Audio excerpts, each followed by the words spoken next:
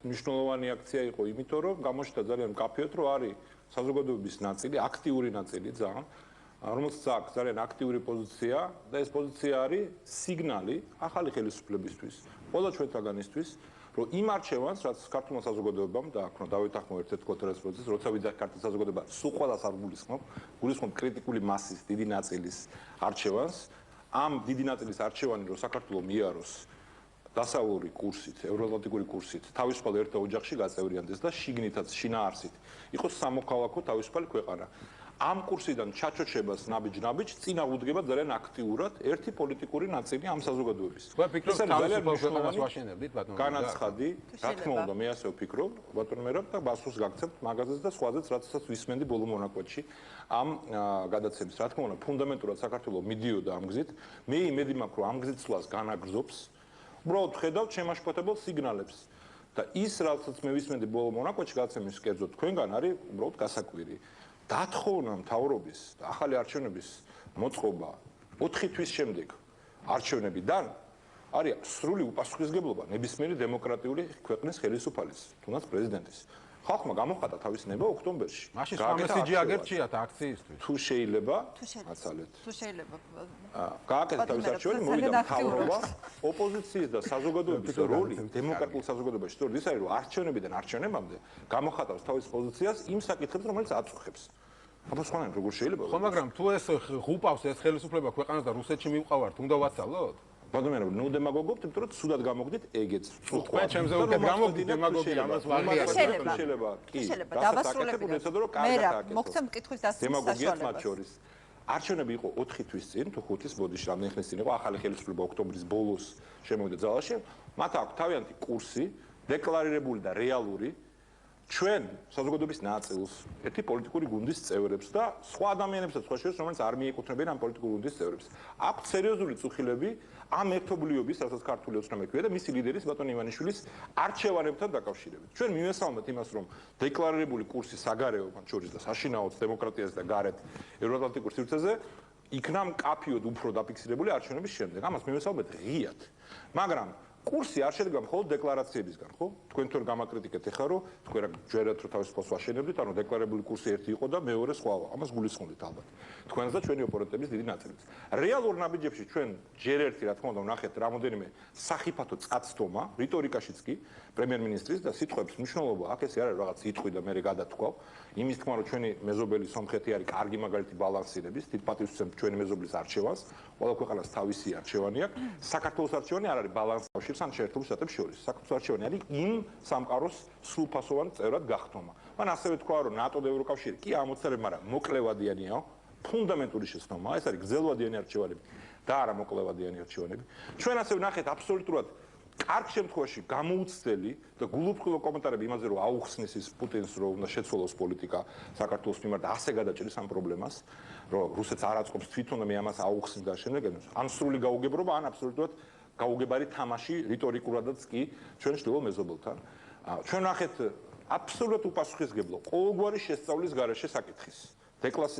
განსაჯაროების გარეშეც კი დოკუმენტების შესწავლის გარეშეც კი გამოშვება ადამიანებისა ციხიდან გმირებად, ჭალებში გმირებად, ვისაც ძალიან ძიმე დანაშაულებში რუსეთის სპეცსამსახურებთან ურთიერთობაში ჰქონდა ბრალი დადებული.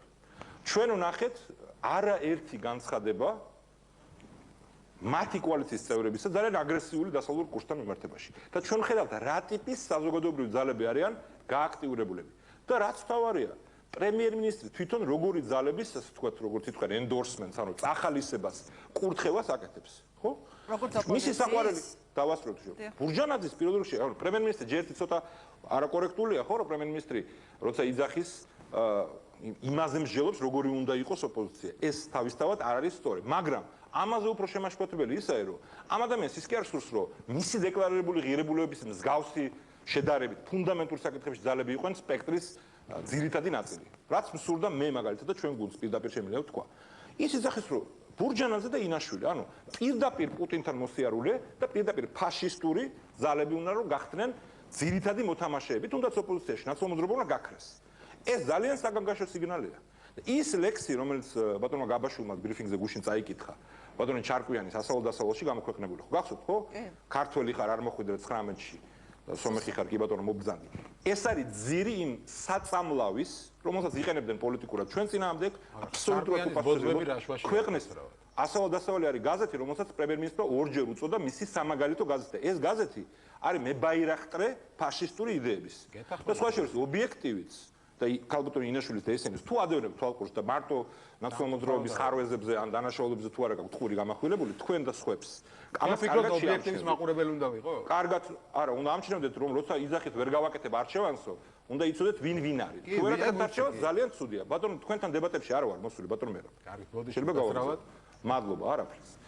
ამიტომაც ეს არის შეშფოთება, იმიტომ რომ ქვეყნის კურსი დასალური იმაში კი არ მდგომარეობს მარტო რას იძახი ნატოში და ევროკავშირში სიარულის თვალსაზრისით. ქვეყნის შიგნით რა ხდება იმასთან გხსაბა, როცა პრემიერ-მინისტრი ღიად განმეორებითად იძახის რომ სისხლის სამართლებრივი დევნა ოპონენტების დამოკიდებულია იმაზე, როგორი რიტორიკა ექნებათ მის ოპონენტებს. ამას ღიად ამბობს, ხო? ანუ თუ მეტად გამაკრიტიკოთ, მეც დავიჭერ, თუ წესიერად მოიქცევით, ესე მოვიქცევი, მან ამას წინათ ახსენა რომ მეც მახსენა რომ შენიშნა მომცა ოპოზიცია არ გინდა, როგორ არ მინდა ოპოზიცია, აი ეს ოპოზიცია არ მინდაო.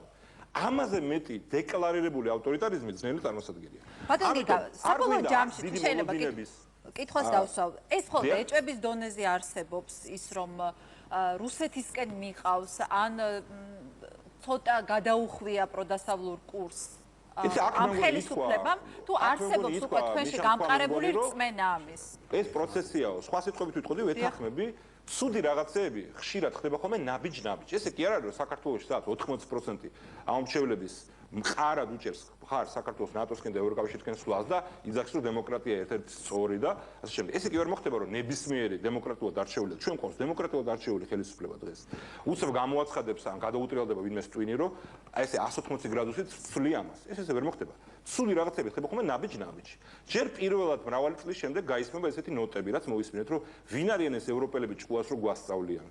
მერე რომელიღაც კოალიციის წევრი კიდე იტყვის რომ საერთოდ მაგადგან მოდის ბევრი პრობლემა ვინ არიან საერთოდ მიუხედავად ჩვენ ერთმორწმუნე რუსეთს მერე სხვა საზოგადოების ჯგუფი გააქტიურდება ერთი რომელიც იტყვის რომ თურქეთი არის ჩვენი მტერი მერე იტყვა ასე ხდება კლიმატის შეცვლა მე არ მაქვს შეთქმულების თეორია მე იმედს ვიტოვებ რომ ამ პოლიტიკური გუნდის ხელმძღვანელობის ნაწილში დარწმუნებულის ვარ მაგრამ უფრო დიდ ნაწილშიც ასეთი რაღაც გეგმა არ არსებობს მაგრამ თუნდაც ყოველგვარი გეგმის გარეშე თუ იმ გაღიზიანებით, რომელიც მოყვება დემოკრატიულ ქვეყანაში ცხოვრებას. დღეს ისინი პოპულარულები არიან. ხვალ, როდესაც პოპულარობა იკლებს, ეს გარდაუვალია ნებისმიერ შემთხვევაში და იმ შედეგების შემხედარებით მე ვხედავ საკვანძო დაპირებებთან მიმართებაში სამუშაო ადგილების და შემდეგ ეს უფრო ჩქარაც მოხდება მე მგონი. ამ ვითარებაში უფრო მეტი წნეხი ეხება ხოლმე. აი ამ წნეხში როგორ გაუძლებენ დემოკრატიულ წნეხს? იმიტომ რომ ჩვენ ვნახეთ აბსოლუტურად არაადეკვატური რეაქცია, მათ შორის პატივისცემი პარლამენტის თავმჯდომარის ბატონი უსუფაშვილისა დასავლურ კრიტიკაზე. აბსოლუტურად არაადეკვატური. იმის და მიუხედავად როგორი იყო. წყელვა კრულა, თუმცა იქვე გაირკვა რომ ეს ბატონი უსუფაშვილის ნამოქმედარი არ იყო და მეც სიმართლით გამიკვირდა თავიდან, მას არ გავს ნამდვილად. თუ გნებავთ კომპლიმენტად ჩათვალეთ მის მიმართ, პრემიერ-მინისტრმა მისთვის ჩვეული გულწრფელობით გითხრა რომ თვითონ ეს მისი იდეები იყო, თავისთავად არანორმალურია, რომ პრემიერ-მინისტრი კარნახობს პარლამენტის თავმჯდომარის რა უნდა წეროს წერილში, მაგრამ ყველაზე საკმაო იყო შინაარსი. და შინაარსი იყო რომ ვერ გაუძლეს პირველივე მტკივნეულ კრიტიკას და კონოტაცია ქონათ ესეთი რომ საერთოდ ვინახარ თქვენ ჭკუას რომ გვასწავლეთ. ეს ძალიან სახიფათო კურსია. ამ ფაშისტურ ელემენტების სახალისებასთან ერთად ეს არის კლიმატის შეცვლის რეალური საფრთხე. მე იმედი მაქვს რომ ეს არ მოხდება და ამისთვის ძალიან აქტიური უნდა იყოს ის საზოგადოების ის ნაწილი, რომელსაც ეს არ სურს და სხვა შორის ისინიც ვინც ძალიან კრიტიკულად არიან ნაციონალურ მოძრაობის მიმართ განწყობილი, ასეთი არაადეკვატური საუბარი რომ მიტინგი რატომ მოეწყო და მაშინ მთავრობა დაითხოვს და საერთოდ რას აპირებენ და რა მოუვათ, ჩემთვის არის გაუგებარი. პირველად მრავალი წლის შემდეგ თუ არ ჩავთვლით საარჩევნო მარათონში მიტინგებს მთავარმა ოპოზიციურმა ძალამ თავიდანვე თქვა რომ ეს მიტინგი არ არის არც ხელისუფლების დამთავრების მიტინგი როგორც ჩვენ ჩვეულები ვიყავით ხო არც რაიმე არაფერი არ მოხდება ეს არის თანამოაზრეების შეკრება რომელსაც უნდა რომ რაღაც გზავნილი გააკეთოს საზოგადოების მიმართ თელი საზოგადოების მიმართ ეს გზავნილი იყოს რომ ჩვენ გავაკეთებთ ყველაფერს და ჩვენ ვართ აქტიურები და ჩვენ გვაქვს ძლიერი ხმა და ეს ხმა ხელშეუშლის ყველას და არ დაუშვებს იმას რომ ქვეყანა ჩააჩოჩორ ამ დეკლარირებული კურსიდან და დეკლარაციებში ძირითად ნაწილში მაინც განსხვავებები თითქოს არც არის ხო კურსის როგორც შიგნით ლიბერალური დემოკრატიის მშენებლობაზე ისე გარეთ მხოლოდ ეს არის რის გარშემოც აერთიანებს თავის მხარდამჭერებს ნაციონალური მოძრაობა. იმიტომ რომ იყო მოთხოვნა თუნდაც ნაციონალური მოძრაობის ხარდამჭერების გამო ისინი ამ მიტინგზე რაღაც განახლების გზავნილსაც მიიღებდნენ, რომ ეს ძალა არის განახლებული, აღიარებს თავის შეცდომებს. აი ამ თვალსაზრისით რამდენად წარმატებული იყო. ეს შეფასება აუმრჩევლების რამდენად განახლდა, რამდენად შეაფასა საკუთარი შეცდომები ნაციონალურ მოძრაობამ, გამოჩნდება ამ შემთხვევაში ვეთანხმები ოპონენტს საპრეზიდენტო არჩევნებზე, მათ შორის და ყველა შემდგომ არჩევნებზე. რაც შეეხება შეცდომებს, დღესაც არაერთხელ იქნა ეს ნახსენები, ეხლა ბუნებრივია დემონსტრაციას საკუთარი შეცდომების ანალიზს ვერ დაუთმობს ვერც ერთი პოლიტიკური ძალა. ქართულმა აუმრჩეველმა ამ შეცდომების გამო, მათ შორის არა მარტო, მაგრამ ამ შეცდომების გამო და სხვა ფაქტორებიც იყო, თავისი ვერდიქტი წინა არჩევნებზე გამოიტანა და ნაციონალური მოძრაობა გაუშვა ოპოზიციაში. ეს მოხდა ხო? ამის შემდეგ მე ვერ დავეთანხმებ იმას, რომ ამაზე არ იყო საერთოდ საუბარი. აქ რაღაც აგდებით ითქვა, რომ დებატების ნაკლებობა იყო. აქ იმაზე კი არ იყო ლაპარაკი ტელეეთერში სიარულზე დებატებში. აქ ლაპარაკი იყო იმაზე, რომ შიდა checks and balances-ასაც ეძახიან, შემაკავებელი საპირწონეები და ეს ინსტრუმენტები მართლაც სუსტი ოპოზიციის გამო, მათ შორის, მაგრამ არა მარტო იქნა მოსუსტებული და ამან გამოიწვია ის პრობლემები შემდეგ, რადგან პრეზიდენტმაც ისაუბრა სამართალდამცავ ორგანოებთან დაკავშირებით და ისი ყველაზე ტრაგიკული გამოვლენებაც ვიხილეთ ციხის სკანდალთან დაკავშირებით. ამის აღიარება ბუნებრივია მოხდა, როგორ შეიძლება რომ ის აღიარება არ მოხდეს. კრისტალიზაცია ხდება ნაციონალურ მოძრაობაში. ახალაიები თვითონ გაემიჯნენ, ყოველ შემთხვევაში არ უარყვიათ ოფიციალურად, რომ არ გაემიჯნენ ვანო მერაბიშვილსა ნაციონალური მოძრაობის ამ ფრთას. გვაქვს თუ არა საქმე შიდა განხეთქილებასთან? არის ეს კრისტალიზაცია, არის ეს განხეთქილება? ნაციონალურ მოძრაობაში არ არსებობს, მე ეს არ შემიმჩნევია არსად. ყველა გუნდში ყოველთვის არსებობს ხოლმე რაღაც ჯგუფები, ვინც რაღაც განსხვავებული პოზიცია აქვს რაღაც საქმეთან დაკავშირებით, ჩვენ დროსაც ესე იყო, მაგრამ ის ბოდვა და ის აბსურდი, რაც მოვისმინეთ ერთ-ერთი თქვენი მიერ ხსენებული ადამიანის განცხადებაში, რომელიც მე დადასტურდა, რომ მისი განცხადება იყო, რა ვიცი, ადვოკატმა, არ ვიცი. ვისიც არ უნდა იყოს ეს განცხადება, ეხლა ის ბოდვა, ის აბსურდი და აშკარა კვალი რაღაც შეთამაშების ახალი ხელისუფლების კამპანიასთან დისკრედიტაციის ყველასთვის ნათელია და ეს არანაირ კავშირში რაიმე რეალურ განხეთქილებასთან პარტიაში არ არის. ხო, ნებისმიერი პარტიისთან, ნებისმიერი პოლიტიკური გუნდის მithumetas როცა ხელისუფლებაშია სახელმწიფო აპარატში, შეიძლება იყვნენ მათ შორის მნიშვნელოვანი სხვა თანამდებობაზე ფიგურებიც, რომელიც შემდეგ დეგრადირდებიან. ეს შეიძლება მოხდეს. ეს არ არის ფაქტორი რაღაც შიდა სერიოზული დისკუსიისა ნაციონალურ მოძრაობაში, ამდენად ჩემთვის არ ცნობილია. ახალაიების ფრთა არ არსებობს ნაციონალურ ამ მარასთან და ბოდვასთან დაკავშირებით, რაც მოვისმინეთ, მე ვერ წარმომიდგენია, რომ ამე ფრთა არსებობდეს სადმე ნორმალურ პოლიტიკურ ძალაში. დაუბრუნდებით ძირითად საკითხს შეიძლება. ამიტომ ამ მიტინგზე მოლოდინი ამ შეცდომების ანალიზის ვერ იქნება, შეიძლება საჭირო იყოს მეტი ანალიზი ამას ამომრჩევლები განსჯიან. თავისთავად დღევანდელ აქციაზე ამ აქცენტების გაკეთება და ასე გაღიზიანება მე მოვისმინე ჩვენი პოლიტიკური ოპონენტების ძალიან აგრესიული და ცინიკური განცხადებები. ცინიკურად შეაფასეს.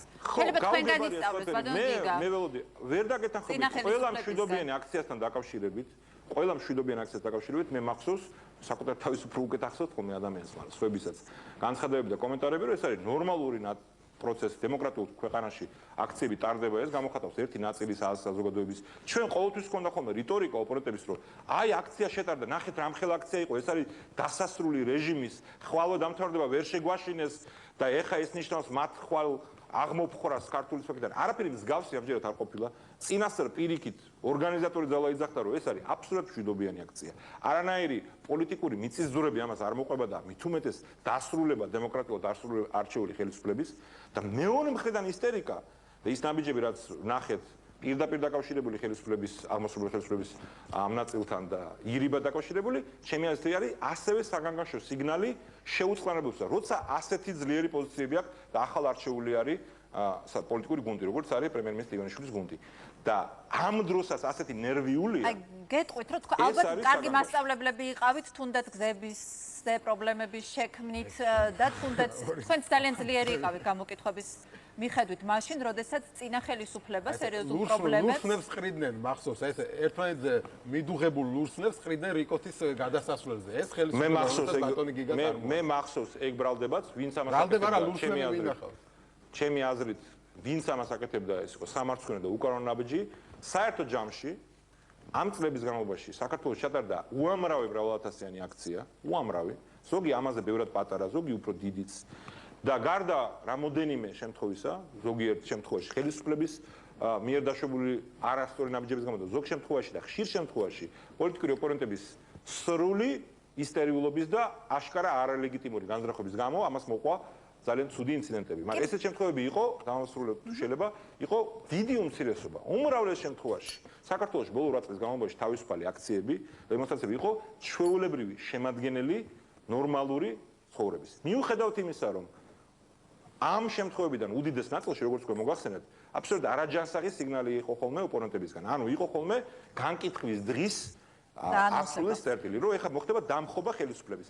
ანუ ძალიან ხშირ შემთხვევაში ჩვენ გვიწევდა ხოლმე ურთიერთობა პოლიტიკურ ოპონენტებთან, არა ყოველთვის, მაგრამ ხშირ შემთხვევაში, რომლებიც იძახდნენ, რომ დღესვე ამას ყველაფერს ჩვენ დავამთავრებთ. არც არჩევნებს დავალოდებით, არც არაფერს. დღეს თქვენ ხართ არალეგიტიმური, ხართ ყაჩაღები, კრიმინალები და ასე შემდეგ. ეხლა როგორც იქნა, საქართველოში ხელისუფლებას ყავს ოპოზიცია, რომელიც ასე საკითხს არ აკეთებს.